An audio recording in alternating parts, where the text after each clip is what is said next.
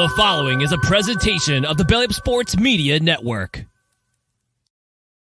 Here's what's cooking on today's Sports Stove podcast. We're talking NFL Week 14, college football playoffs, and where will Shohei Ohtani land? All that's coming up on this episode of the Sports Stove podcast. From Belly Up Sports and the Belly Up Podcast Network, you're listening to the Sports Stove podcast with your host, Vince Stover. Hey, good looking, what you got cooking? How's about cooking something up for me?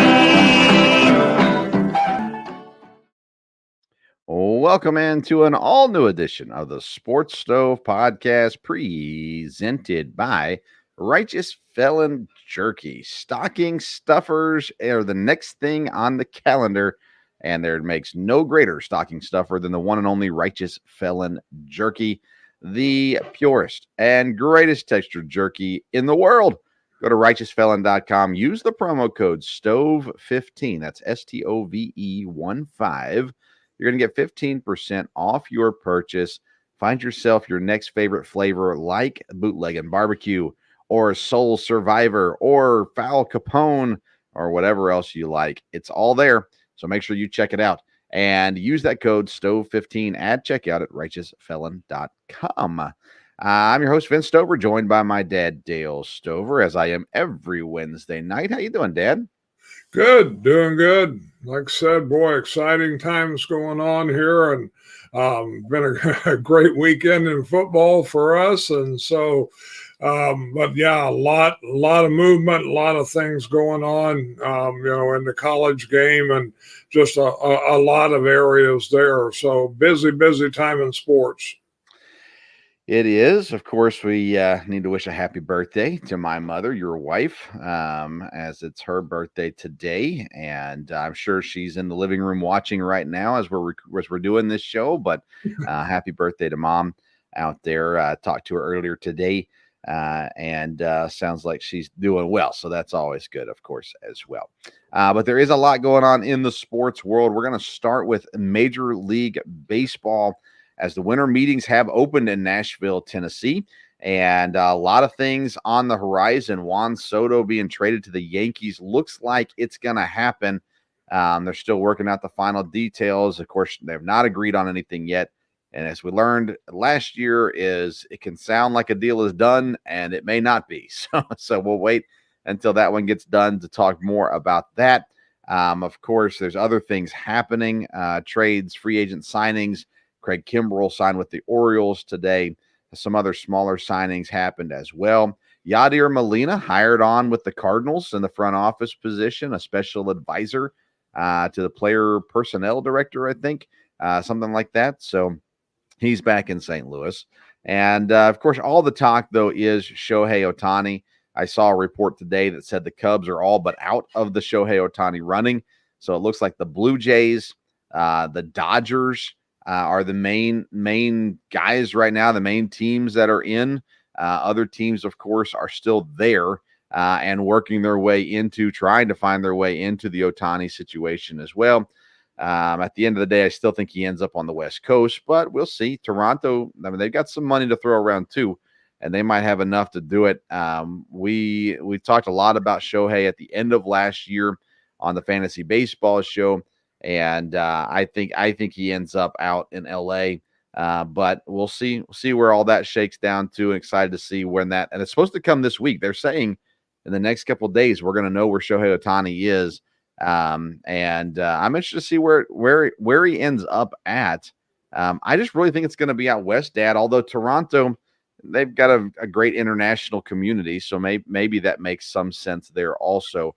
But it just seems like this is the kind of player that's going to end up in a major market. And LA, he already's out in LA, but maybe switching colors to a different LA team just seems to make the most sense for what it looks like Shohei will do. Any thoughts on Shohei Ohtani and kind of the drama that is free agency? No, I mean, it's obviously a big thing to see where he goes. Did I hear correctly? Will he not pitch this year? Will he just will he just be a designated hitter because of his injury last year, or is that not that up in the air still? I believe it's still technically up in the air. It's most likely that that's what it'll, at least for the first half of the season, if not further. A high likelihood of him only being a DH this year, which is still worth its weight Oh, on yeah. whatever contract you give him. But yeah, I think that's probably the way that'll end up. Gotcha. Okay. Well, that'll be interesting to see. Do you think, I know you'll get into this more a lot later, if he is not pitching this year, would that affect his fantasy value some? I mean, it will affect his fantasy value for sure. He'll still be a top, first round pick, but he may not be the consensus number one pick in that case, just because, I mean, he got all his points from pitching. I mean, he split it pretty evenly between pitching and hitting. So yeah, it'll definitely lose some value, but he's still going to be one of the top hitters in the game.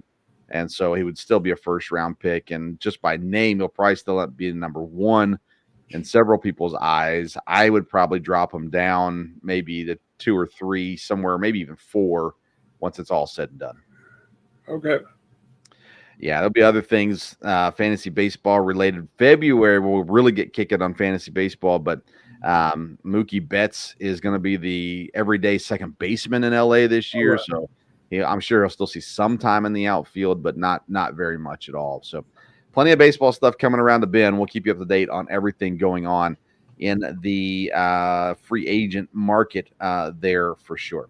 Let's get into college football this week. The playoffs were announced, and no short of drama in this situation for sure. As the let's get through this first. I guess I got other college football news, but I mean, at the end of the day, Florida State, they deserve to be in the playoffs. They were undefeated. They were a Power 5 conference champion. And it should not matter that their quarterback was injured, and it should not matter that they only beat Louisville by 16-6. There is you will not be able to convince me that Florida State did not deserve to be in the playoffs this year. They did everything that they could do to be there. A Power 5 undefeated champ. You don't get left out unless the other 4 Power 5 conference champs are undefeated. And that's not the way it worked this year. Texas and Alabama both make it in with 1 loss. I felt like Alabama beating Georgia, the number 1 team in the nation, even though Texas beat Alabama earlier in the year, I felt like Alabama was the team that was going to be number 4. And I thought Florida State would be 3. When they came out and said Texas 3, Alabama 4, Florida State 5, I was in, maybe shock's not the right word, because it's hard to be shocked by anything the NCAA does. But, man, I was heartbroken for Florida State, the players. I can't imagine what they're going through, just knowing, man, we did everything we were supposed to do, and we still get left out for Nick Saban and a brand of Texas football that is on the rise, obviously, and I think deserving. I think Texas and Alabama were deserving to a degree, but not over Florida State. So that one was wild, and I just completely disagree with it as well. Your thoughts on the Final Four and the process that got us there? Well, I'm glad, of course, they're going to expand it next year. I've never really understood 5 power conferences and there's only 4 playoff spots. That never really seemed like it was a fair thing anyhow. The way it come up this time, of course, you and I talked a little bit about it the other day. The SEC was not going to get left out. I don't think that was going to happen. And then the fact that Texas had beat Alabama, that probably complicated the thing a little bit too. Texas may be very deserving. I don't know. I was really surprised when I saw them in it. Then when I realized, well, they beat Alabama. I was a little surprised that Georgia actually didn't get in it because, again, the way they played during the year or whatever, but of course they lost to Alabama. And that would have, of course, everything probably would have changed if Georgia had won the SEC championship. But there was a lot of good college football teams. And, I think You've heard a lot of discussion. I'm sure you've heard it all. Did the NCAA do this just to convince everybody that, see, we need an expanded playoff, for this to happen? You really don't know what goes on there. Florida State was undefeated, so I wouldn't have had a problem if they were in it. Honestly, to say, well, their quarterback's hurt and that doesn't matter, I don't know about that. I mean, I think when you go to the playoffs, you have to look, are these teams going to be competitive? And are they going to be as competitive without their starting quarterback? Again, I think maybe they proved they could be. So that would have been okay. But I think injuries have to play into that. I think when you get to 12 teams, that won't be the case because, again, you could put them in, and then if they can win, they can prove they can do it. Man, I completely disagree with you. Why play the season? What's the point? Why did they even play the championship game? I mean, there was no reason to play if they weren't going to have their quarterback, which means they couldn't make the playoffs. There was no reason to play it. They could have just given it over to Louisville. They could have just forfeited the game. It wouldn't have mattered whatsoever. And that's really what ended up happening. Is we have said there was no reason to play the ACC championship game. To say that because one guy is injured, that the other 22 guys that play, that the other 80 guys on the roster, 100 guys on the roster, that the coaching staff and that the university does not deserve to be in the playoffs because their quarterback is injured is absolute baloney. Now, it depends on how you look at it, right? If you look at it as the 4 best teams need to be in the playoffs or the 4 most deserving teams need to be in the playoffs. And I believe it should be the 4 most deserving teams, not the 4 best teams. Because if you're the best team, then you should be undefeated. Plain and simple. And Alabama's not the best team. They're not undefeated. Texas is not the best team. They're not undefeated. Will they win the championship? Maybe. We'll see. But at the end of the day, they don't deserve to be there as much as Florida State deserves to be there. And, I mean, had their starting number 1 wide receiver been hurt, would have they made the playoffs versus the quarterback? Probably. Well, then it's not about an injured player. It's about the committee not wanting Florida State to be in for whatever reason. Or maybe it's about the committee wanting Texas and Alabama to be in. And, Dad, we know this, and you and I agree on this. The sole factor in this decision is money. And Alabama and Texas will bring in more money than Florida State will. I think that Florida State needs to up and leave the ACC. I think that Clemson needs to leave the ACC. I think North Carolina needs to leave the ACC.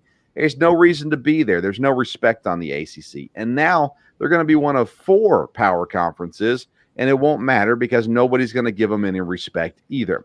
And so at the end of the day, Dad, this should have been Michigan, Washington, Florida State, and Texas or Alabama. Either one you can throw in. Texas beat Alabama, so technically there you go. I think that Alabama, again, not that Alabama's SEC champs, but that they beat the number 1 team in the nation, I think is what propels them in for me over Texas, even though Texas beat them earlier in the year. But then again, that makes me a hypocrite. Why do we even play the games? If you're going to win, you're going to beat them, then you should be over them, plain and simple as well. So I think it's all wrong. And I don't think it has anything to do with showing that we need an expansion because we're getting an expansion. They don't need to show it. Everybody thinks we need expansion. So I don't think that's it either. I just think this is a travesty of college football and just that continued corruption that we see within the committees of the college football world. Georgia, there's no way Georgia could have made it in, by the way. After they lost the game, there was just no way for them to be in. Me and you talked about this earlier. Texas beat Alabama, so you couldn't put Alabama in and not Texas. Alabama beat Georgia, so you couldn't put Georgia in and not Alabama. Florida State was undefeated. That's got to mean something. They were at a Power 5 conference, so they weren't playing nobodies. Granted, the ACC isn't as strong as it has been in the past, but they're still good enough. And, man, it's got to count for something. And Florida State deserves to be there. Would they have won round 1? I have no idea. But that's why they play the games. That's why they won 13 of them this year, because they had the opportunity to do so. And that should have been given to them in the playoffs. They will play Georgia in the bowl game. And if Georgia blows them out, then everyone's going to go, see. No, it's not going to matter. 13-0, ACC champs. They should have been in the playoffs, no matter if it was going to be competitive or not.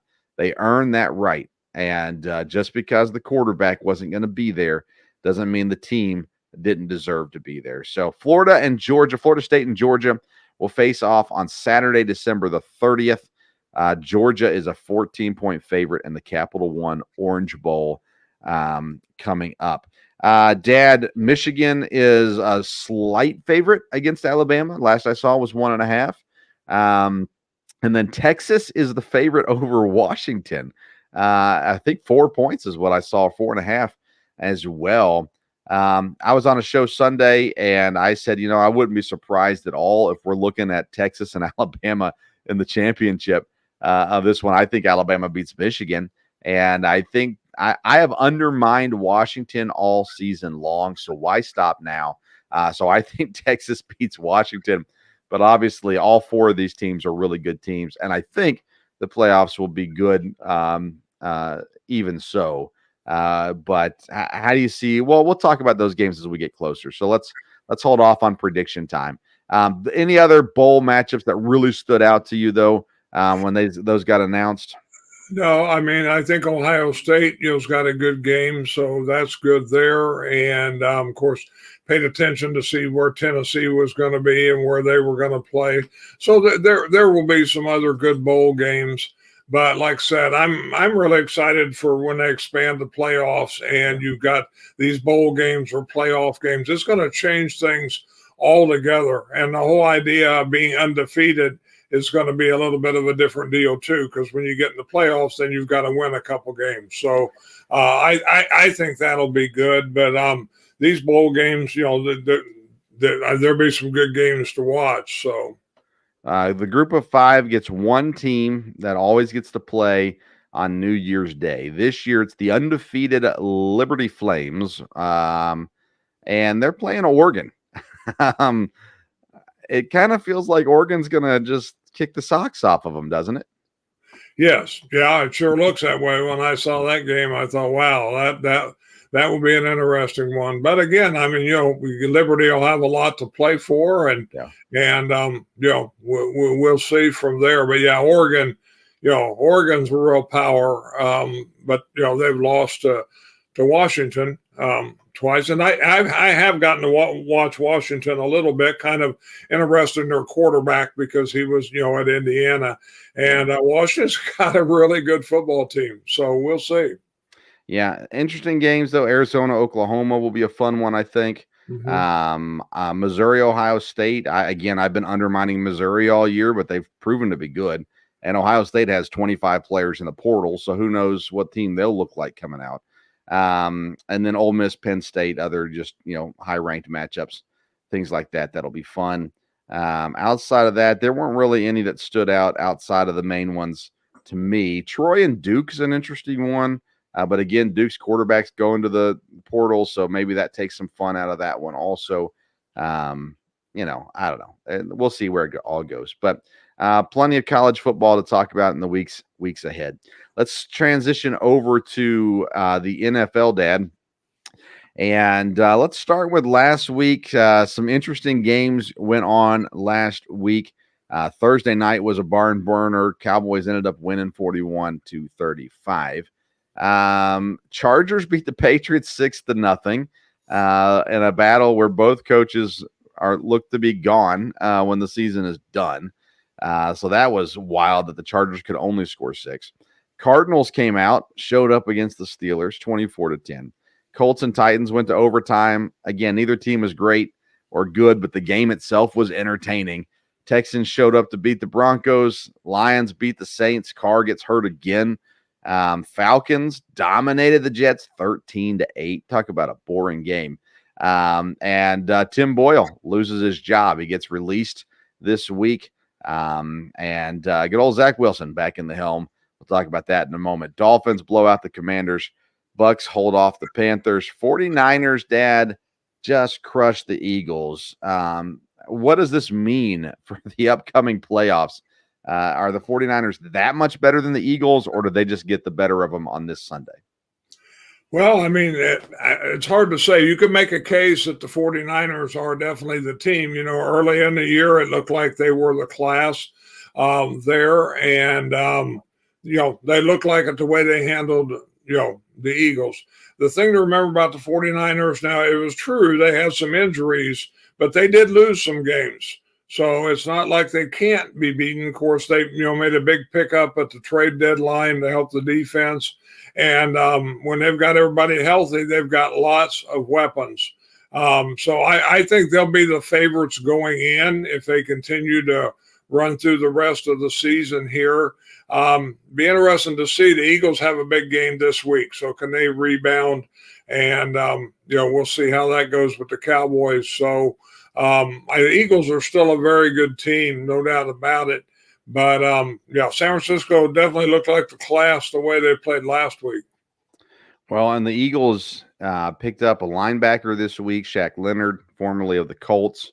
Had a great career as a Colt. Hasn't done much this year, but he's going to be in Philadelphia now. And the reports are today that Ndamukong Suh's making a return and probably signing with the Eagles as well. So they're going to add to what they're doing, and we'll see where it goes from there. And I think if they meet again, I don't think it'll be 42-19. I think it'll be a lot closer of a game, and maybe the 49ers still win. We'll get to that. We'll cross that bridge when we get to it. But nonetheless, it is what it is. Rams blew out the Browns. Let's talk about the Bengals and Jaguars real quick. Bengals get the win with their backup quarterback, Jake Browning. Overtime, of course, Trevor Lawrence goes down in this game as well. It's a game the Jaguars shouldn't lose. And this is when I look at the playoffs and I think about, okay, can the Jaguars contend? These are the games I look at and go, my goodness, they're just supposed to be better than what they are. I mean, the Bengals played great. I don't mean to take anything away from them, but the Jaguars have to be better than this if we're supposed to take them seriously. Yeah, the Jaguars aren't consistent and definitely, not establish themselves as dominant. And, if they lose their quarterback for a few games, which you would think they would, that'll have a real effect, even though he probably could be back for the playoffs. Let's get to the Packers. We don't want to spend too much time on this because not most people that watch our show aren't Packers fans, but the Packers beat the Chiefs, and sure, there was a questionable pass interference no call. There was also a questionable roughing I guess it wasn't technically roughing the passer, but personal foul call on the sideline where Patrick Mahomes was still both feet in bounds when he got hit. But nonetheless, Packers win, and I mean, I don't see how you can't look at the Packers right now and think, well, wait a second, maybe they got something here. Obviously they're not the best team in the NFC right now. But that being said, now we have been all on the Jordan Love train. We have supported, backed, and appreciate Jordan Love. The defense has turned things around. They have looked really good in the past several weeks. And the Packers just beat the Chiefs and sit in a spot right now, Dad, that I can't say, 4 weeks ago, I expected them to be sitting in. And they're 6-6, tied with the Vikings, 3 games back from Detroit. The wild card, as it sits right now, they're right there in the wild card race. So they are team number 7. And, they're where they need to be. So now they control their own destiny the rest of the way out. Again, I've said it. I said it last week, Dad. If they make the playoffs, they're going to the Super Bowl. And people will just say homer, but I'm telling you, it's that kind of team this year. That being said, they beat the Chiefs. I know you stayed up and watched the whole game. Very encouraging for Packer fans. Yes, the Packers definitely have turned things around. Again, they're a young team, so they're still going to make mistakes. Boy, are they? But they definitely the whole team has kind of turned things around. Special teams have played better. The offensive line has played better. And that's the key in a lot of ways with the offense, because Jordan Love has obviously matured, has more confidence.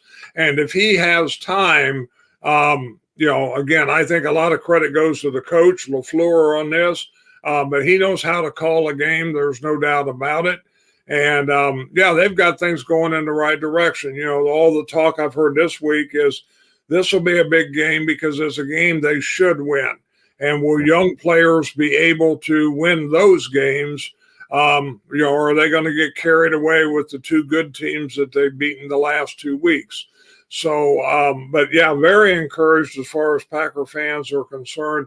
I do think, you know, they've got things going the right direction, and you know, they're a very young team, so they're going to be good in the future, no doubt about it. Who knows, you know, who they could surprise this year. Every game's a big game, and every game, if they win a couple more, keep stacking it up, then, you know, they're going to get in a spot where you know, they'll have to be contended with, no doubt about it. And, you know, the home crowd helps them. The weather helps them. They have 2 more home games out of the last 5, and that won't hurt them at all. So, but Jordan Love, I think, has proved that he can play quarterback. Is he going to be the next great Packer quarterback like the other 3? I don't know, but he definitely can, you know, he's a starting quarterback and a good starting quarterback. And again, you know, Packer injuries are a big thing, but they've lived through some injuries. They've been winning these games without Aaron Jones. You know, Jair Alexander has not been playing. Several things, you know, from there. But if Jordan Love got hurt, that would be a big deal. And hopefully that won't happen. But again, the offensive line's played well. So, yeah, we're very encouraged about the Packers, and the Packers are finally getting a little bit of a national attention. People are going to start to pay attention. You know, hey, are they winning or losing, and who are they playing? Yeah, he is the next great Packer quarterback, and so we're all on board with that one. By the way, shout out to Coach McCarthy, Mike McCarthy, surgery for appendicitis. Should be back in time for the game. Let's get into this week's games, Dad. So we pick 6 games every week. We do the 3 primetime games and 3 random games. We hadn't talked yet this week about this. I only picked 1 Monday night game. Did you do both Monday night games? No, I just did 1 also. I looked All right, we're on the same page then, so it works out just fine. Let's start with Thursday night. It is Pittsburgh Steelers versus the New England Patriots. Pittsburgh will host this game. Mitch Trubisky will be at quarterback. They are 5.5-point favorites against New England this week. New England has been absolutely atrocious, but the Steelers are coming off one of their worst games of the season with a 24-10 loss to the Cardinals. But New England is so bad, Dad. It's at Pittsburgh. I went Pittsburgh 5.5. What about you? Yeah, the only thing that worried me on this one was the 5.5 because Pittsburgh's at home. Pittsburgh needs to win. They're still in the hunt for the playoffs. And like you said, New England's really not any good. And, you know, like you always talk about, there's teams that don't want to win. It sure looks like maybe that's where New England is. So, yeah, I went with Pittsburgh. I'm not real confident on that one, but a 5, I think they'll win, but I think they can cover 5.5. Hopefully they don't score a lot of points. So we'll see. Yeah. And your picks have been on recently. You've caught up to me on the season total as well. So, you know, that makes me feel a little bit better, I suppose. Sunday night, the Cowboys host Philadelphia. Philadelphia coming off the big loss. Dallas, you know, this is a statement game for either team. Whoever wins this one, it's a statement game for sure. And they almost lock up the division. Obviously, there's plenty of weeks left for things to fall apart, but these are the top 2 in the East. Dallas 3.5-point favorites at home this week against Philadelphia. You told me last time we talked on the phone that you learned your lesson to never pick the Dallas Cowboys. Which way did you go on this one? Again, this should be a great game to watch, no doubt about it. It is a statement game, but I'll go with Philadelphia with 3.5. You know, to be able to get, you know, within that, if Philadelphia is going to be, you know, the power that, you know, people think they're going to be, then this would be a big statement game for them to win. Dallas has played awfully well, and the same way, this would be a big blow for them and a big blow to Philadelphia, I think, if Dallas wins. But they could, but I'll go with Philadelphia 3.5. Had the Eagles beat the 49ers, I might have picked Dallas in this game. but coming off that loss, I think Philadelphia is going to be dialed in. And then you talk about McCarthy being out with appendicitis. That's going to affect their prep for the week as well. So I'm going to go Philadelphia also 3.5-point underdogs in Dallas this week. Monday night, I'm assuming you picked the Packer-Giants game? At first, I picked the other one, but then I switched back. So, yes, I went ahead and took the Packer game, take them by 6.5. I think they should win by a touchdown at least.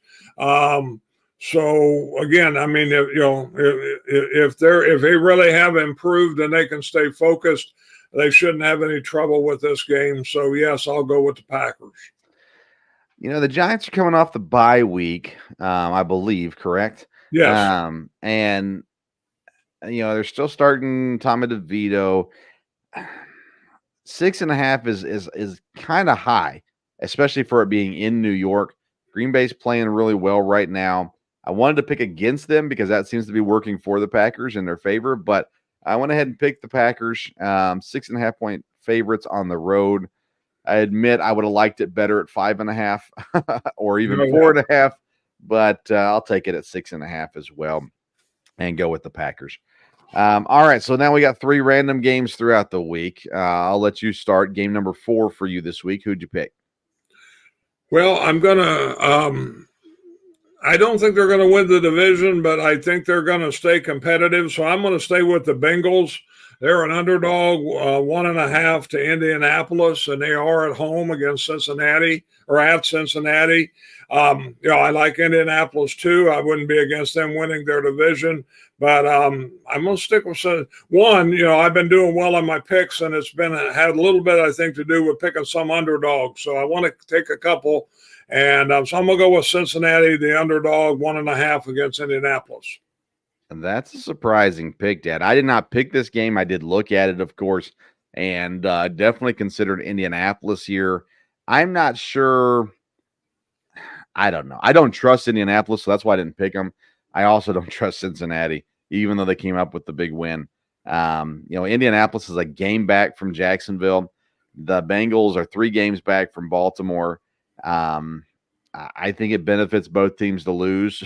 But that being said, I would have gone Indianapolis had I picked this game. I did not. So we'll move on from that one. I'm just going to stick with Baker Mayfield, Dad. He's 2.5-point underdog to Atlanta. You cannot convince me that Atlanta is going to do anything positive with what they have going on right now. They need a quarterback. I think they need a new coach as well. Tampa, on the other hand, they need players too, but at the end of the day, I like what they've got going on. So I'm going to go Tampa as 2.5-point underdogs on the road to Atlanta this week. Any thoughts on that game?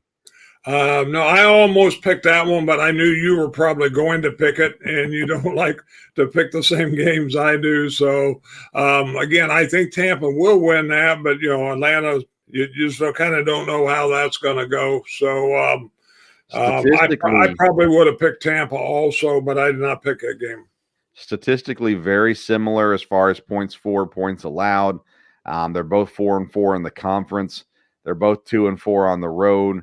Atlanta is 4-2 at home, so they've won a good majority of their home games. And Tampa has lost their road games, but I don't know. I can't pick Atlanta right now. I mean, they won last week barely. Yeah, I'm not doing Atlanta. So I'll go Tampa in that one. Game number 5 for you this week.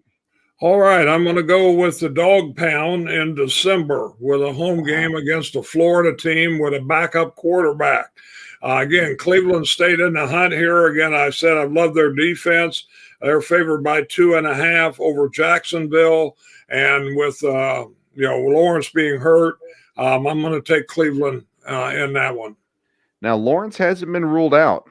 High ankle sprain is what he was given. So there's a chance Lawrence is going to play this week from everything that I'm seeing. So I did not pick this game. Cleveland's defense is very good. I've got them in fantasy, and I'm hoping they play well this week. But at the end of the day, I'm not picking Cleveland against Jacksonville. but I'm also not picking Jacksonville at the moment against Cleveland. So I stayed as far away from that game as I possibly could. My fifth game, Dad, is a road favorite, another kind of big road favorite. Houston, 6.5 points over the Jets. Going back to Zach Wilson, they should be more competent than they were under Tim Boyle. They are at home. That being said, I think Houston beats them by at least a touchdown. Houston is right there on the verge of playoffs. They're a game back from Jacksonville also. I just think Houston is the best team in the AFC South right now, Dad. Jacksonville should be, but they're not. And actually, Jacksonville's great on the road, by the way. They are 5-0 on the road so far this season. But anyways, Houston, I'm picking Houston 6.5 over the lowly Jets this week. Thoughts on that game? Yeah, well, I agree with you. And again, I'm sorry, but this was my sixth game that I picked. So I did pick this one because I feel very confident in picking against the Jets. I think they've been fine with that. Again, Zach Wilson coming back, that's going to be more of a mess there, no doubt about it. Houston has a lot to play for. They're on the road, but they've played well. They've really played well this year and got things going with C.J. Stroud. And I think Houston should win this, could easily win this by a touchdown. So I picked Houston also. Okay. My sixth game, Dad, there's one team that I feel confident picking against almost every single week of the season. That's the Los Angeles Chargers. And, well, they're playing Denver this week. Denver's a 2.5-point underdog on the road, which doesn't mean much in LA. And Denver's got the better record. Denver's got the better team. Denver's got the better coach. At the end of the day, I think Denver wins this game. So for me, this was one of the easier picks of the week, taking Denver 2.5 points underdog to the Chargers this week. The Chargers put up 6 points on the Patriots. I mean, come on. What an absolutely worthless NFL team right now. The Chargers are. And I don't think Denver's great. I don't think they're back. I don't think any of that, but I think they can beat the Chargers. So I go Denver this week. Thoughts on Denver and the Chargers? Well, I understand how you feel about the Chargers, but I stayed away from this game because I have no real confidence in Denver. Just when you think, they're getting better and they're going to win, but like I said, the Chargers, you can't bank on depending on them either. They are at home, but like you said, when they're at home, that's not necessarily a big home game crowd there. So I just stayed away from this game. And again, honestly, it's one I won't be real interested in. So we'll see. Yeah, I'm with you. The other game I considered, Dad, was Detroit and Chicago. Detroit 3.5-point favorites. But the last time they played that division, again, it's a division game, which so is the Denver-LA game. A lot of games this week actually are division games. But I do not believe in Detroit. And they should be better than the Bears. They should beat them by more than a field goal. But I just don't trust Detroit right now, so I stayed away from them. I mean, everything tells me Detroit's going to win that game. But, I mean, I don't know. Am I crazy to think that the Bears have a shot in this game? No, I looked at that one kind of long and hard too, but this game's at Chicago, correct? Yeah. Yeah, and so, again, you've got the weather, you've got things. Again, Detroit shouldn't have any trouble with this, but again, being a division game, I'm not interested in the Bears winning, but it was I didn't feel like that was a real safe pick. So again, being in the weather and stuff, and we'll see. Detroit, if they're going to stay in the spot they are, they're going to need to keep winning out. And you looked at their schedules; they got some games they could lose, and if they were to lose to the Bears, that would really throw them a little bit. But we'll see. New Orleans is going to host Carolina. Carolina, the first team officially eliminated from the playoffs. They do not have their own first-round pick. It goes to the Bears. So the Bears inching closer and closer to the number one overall pick. New Orleans, Carr with concussion, rib injury, good chance we're seeing Jameis Winston this week. They're playing Carolina. I I'm kind of on the Jameis Winston train, Dad, kind of like I am with Baker Mayfield. Yeah, he's a weird kid, but the dude knows how to play football. So Carolina stinks. I mean, I didn't pick this game as part of our pick six, but I think New Orleans wins this game pretty easily, in my opinion. That they should. New Orleans, when it comes to picking games, New Orleans is just a real mystery. You just never know who's going to show up on that one. But yeah, they should beat Carolina. And again, that division, everybody's fighting for it there with Tampa, New Orleans, Atlanta. So they've got to see who can get 6 or 7 wins and win the division. So we'll see. Well, Atlanta's already got 6, so they should make it to at least 8 to win the division. Hopefully, they might be locked up. So yeah. Baltimore hosts the Rams. 7.5 was too much for me to pick this one.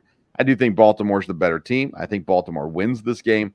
I'm just not sure they win it by 7.5. So, thoughts on that game, Baltimore and the Rams? Like you said, Baltimore should win. The Rams, some people think they're making a little bit of a move and could stay in the hunt here for the playoffs. They probably, beating Baltimore would be something that would help them. But Baltimore can kind of take control of their division here if they can win a couple. And so you would think they'll be ready to play.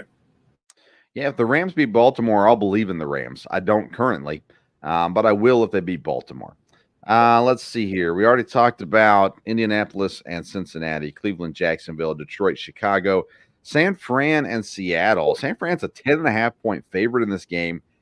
I almost picked Seattle, Dad. I don't think Seattle wins this game, but just like Thursday night, I think they could keep it closer than most people anticipate.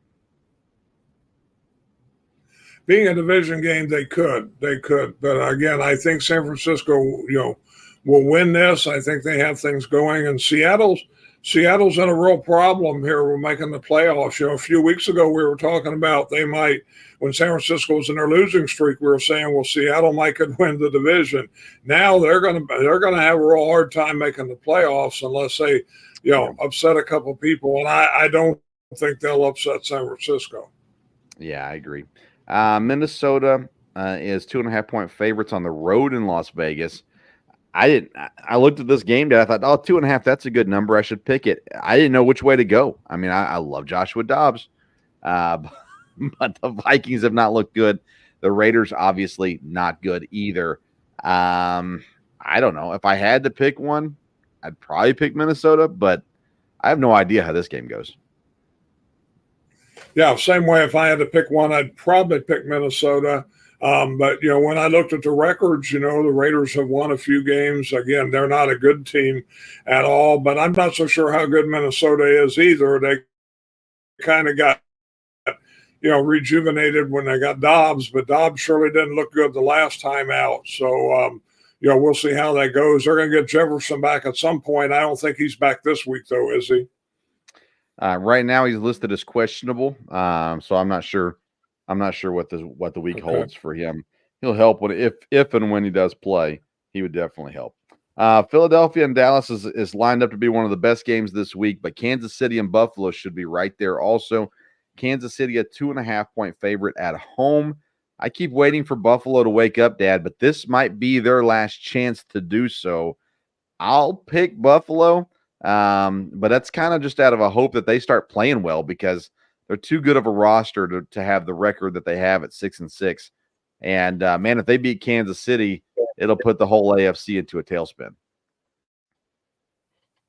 Yeah, it will. But I think, again, I mean, I like Buffalo and they need to win, but Kansas City, after the game with the Packers, I think will rebound. And this will be a tough one for Buffalo to win. Okay. Miami and Tennessee, it's the second Monday night game. This one will air only on ESPN. Green Bay and the Giants will be on ABC also. Miami's 13.5-point favorites at home. Tennessee, again, not a great team for sure. Miami's been able to put points on guys. I can't do 13.5. So that's why I didn't want to pick this game. But I think Miami wins it. I maybe they blow them out again, or maybe Tennessee gets the Mike Vrabel team and they show up and slow the game down, bruise them a little bit with Derrick Henry, and keep it somewhat close. I'm not sure, but I do think Miami wins the game. Yes, I think Miami will. I at first I picked that game for my Monday night game, but 13.5, the Titans do strange things. And I thought, we won't take a chance on that because I think the Packers are a little better. But Miami is a very good team. I think they're going to be one of the, teams to reckon with in the AFC and the playoffs. At least it sure looks that way now. And the Titans, Titans are going to get a good draft pick again, more than likely. Well, that's it for this week's slate of games. There's plenty at hand this week. Miami 3 games up in their division. Baltimore 2 games up. Jacksonville's 1 game up. Philadelphia's 1 game up. Detroit 3 games up. Atlanta 1 game up. San Francisco 3 games up. So plenty still at stake in the race. This is also the final regular season fantasy football matchup this week, heading into the playoffs as well. So there's a lot on the line for a whole lot of people. Dad, any closing thoughts before we close down the program today? No, like I said, just a lot of stuff, going on in sports all the way around. One thing that's garnered a lot of interest has been ladies basketball.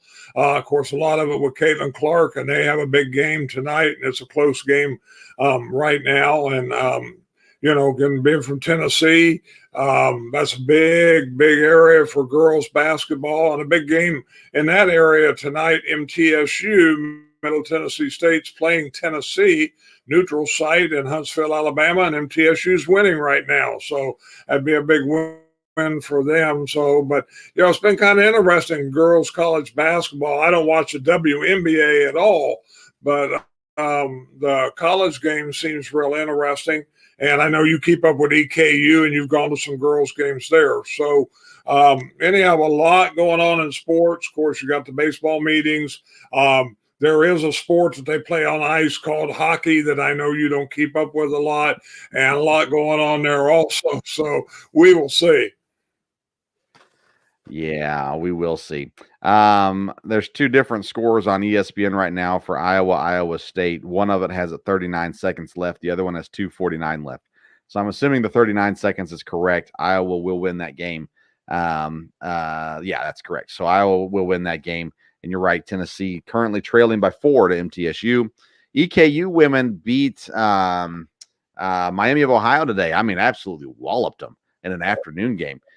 So yeah, they're doing great, and huge fans. You can catch more EKU women's basketball information on Monday nights on the Sports Stove Local Hour, along with the men's basketball as well. We had a football season recap for EKU. Had 2 players join myself and Ryan Jackson, and we talked through the season. A lot of fun there, and we'll be talking transfer portal stuff and things like that as well on the program. Monday night, Sports Stove Local Hour. Of course, every Wednesday night, the original Sports Stove podcast right here with myself and my dad. I want to thank Righteous Felon for their support of the program and encourage you to go to righteousfelon.com, get yourself some jerky or buy jerky for your loved ones. Use that promo code STOVE15. You're going to get 15% off your purchase, and you will not regret it. Follow us on Twitter and Instagram at Sports Stove for more information. And we should give a shout out as well to the Belly Up Sports Network and Belly Up Media, and Mike and Blaine and the guys over there. They also were a part of the Belly Up Network, and I've always appreciated their support of the program also. So you go to bellyupsports.com and get you some articles going on over there in the NBA, fantasy, football stuff, college football stuff, all kinds of stuff going on right now over there at bellyupsports.com. All right. Thanks for tuning in on this, my mom's birthday edition of the Sports Stove podcast. We'll be back next Wednesday with more sports just for you. Until next time, we'll see you around the Sports Stove.